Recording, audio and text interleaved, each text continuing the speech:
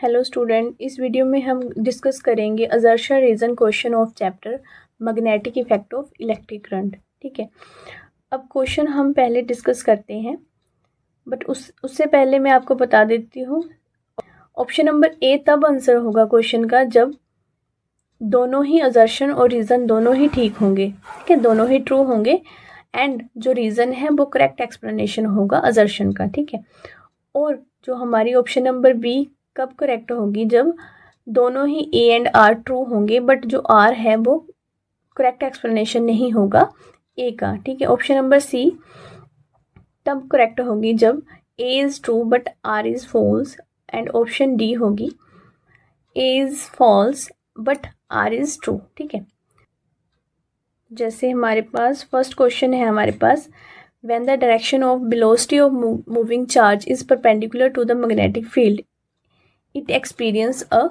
maximum force। अब velocity of moving charge से क्या मतलब है? moving charge means ये किसकी डायरेक्शन बोल रहा है? Direction of electric current. जब इलेक्ट्रिक करंट की डायरेक्शन क्या हो, परपेंडिकुलर हो मैग्नेटिक फील्ड से, तो इट एक्सपीरियंस मैक्सिमम फोर्स। ये क्या करता है? मैक्सिमम फोर्स को एक्सपीरियंस करता है। ये क्या है? करेक्ट। ठीक है, असर्शन क्या हुआ इसका? सही है। ठीक है, reason force on moving charge does not depend on the direction of magnetic field. अब देखो, कहते हैं जो फोर्स है वो डिपेंड ही नहीं करती मैग्नेटिक फील्ड पे। ये क्या है? अब रीजन क्या हो गया हमारा? गलत हो गया। इसीलिए इस क्वेश्चन का आंसर क्या होगा? A is true but R is false. ठीक है, इस क्वेश्चन का आंसर होगा ऑप्शन नंबर सी। ठीक है, फर्स्ट क्वेश्चन का आंसर होगा ऑप्शन नंबर सी।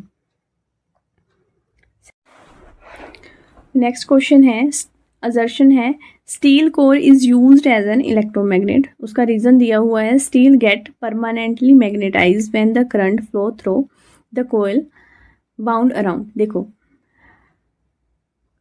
जो हमारी स्टील है, हमें पता है जो इलेक्ट्रोमैग्नेट होता है वो कौन सा डिवाइस होता है कि जब हम करंट पास करें उस डिवाइस से वो एज अ परमानेंट मैग्नेट की तरह बिहेव करे। जब हम करंट पास करना बंद कर दें तो वो नॉर्मल जैसे भी मतलब मैग्नेट की तरह बिहेव करना बंद कर दे। ठीक है, अब स्टील क्या है, हमें पता है कौन कौन सी मेटल है जो मैग्नेट को अट्रैक्ट करती है। स्टील भी करती है, कोबाल्ट भी करती है, निकल भी करती है, आयरन भी करती है। ठीक है, ये सब मेटल हैं जो मैग्नेट को अट्रैक्ट करती हैं। ठीक है, बट जो स्टील है ना, जब हम स्टील में से एक बार करंट पास करें तो वो क्या करेगी? मैग्नेट की तरह बिहेव करेगी। बट जब हम स्टील में से करंट फ्लो करना बंद कर देना, फिर भी जो वो स्टील है वो परमानेंटली मैग्नेट की तरह ही बिहेव करती रहेगी। ठीक है, वो इलेक्ट्रोमैग्नेट की तरह बिहेव नहीं करेगी। तो इसका आंसर क्या हो जाएगा? जो हमारे पास असर्शन है वो कहीं ना कहीं गलत है। ठीक है, जो रीज़न है वो हमारा सही है। ठीक है, जो इसकी करेक्ट आंसर हो जाएगा A is false and R is true. ठीक है, नेक्स्ट है question number third, assertion it is fatal to touch a live wire as a person get a severe electric shock.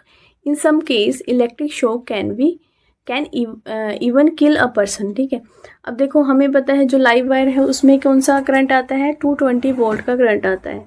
अब जब उसको डायरेक्टली कोई person है वो टच कर देगा, उसको क्या लगेगा? इलेक्ट्रिक शॉक लगेगा। ठीक है, इलेक्ट्रिक शॉक लगेगा, इतना ज़्यादा करंट उसमें से आ रहा है। तो रीज़न क्या है?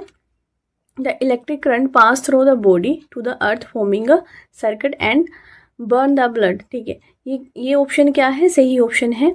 जो हमारा असर्शन है वो भी सही है और रीज़न भी इसका सही है। क्यों? क्योंकि जो इलेक्ट्रिक करंट है जब पास करता है हमारी बॉडी से, क्योंकि हमारी बॉडी क्या है?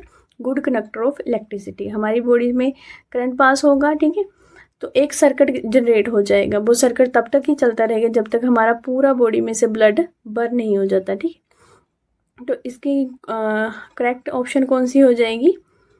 Both A and R are true and R is the correct explanation of the ए।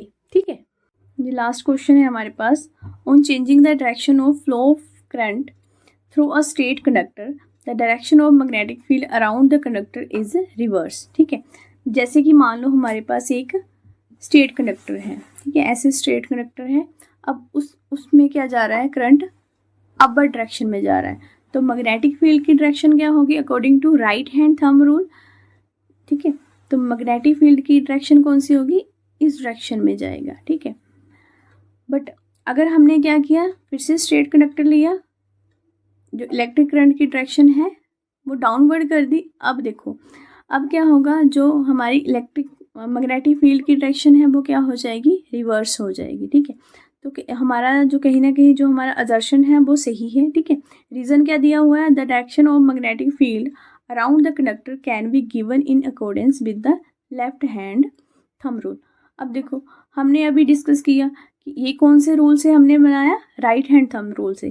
तो ये हमारा रीज़न क्या हो गया, गलत, क्योंकि इसमें क्या लिखा हुआ है, लेफ्ट हैंड थंब रूल। तो हमारा रीज़न है जो गलत है, असर्शन है वो सही है। ठीक है, इसकी करेक्ट आंसर क्या आएगा, A is true but R is false. ठीक है, तो ठीक है, आज इतने ही क्वेश्चन थे बेटा। तो नेक्स्ट हम कोई और चैप्टर डिस्कस करेंगे। Thanks for watching this video.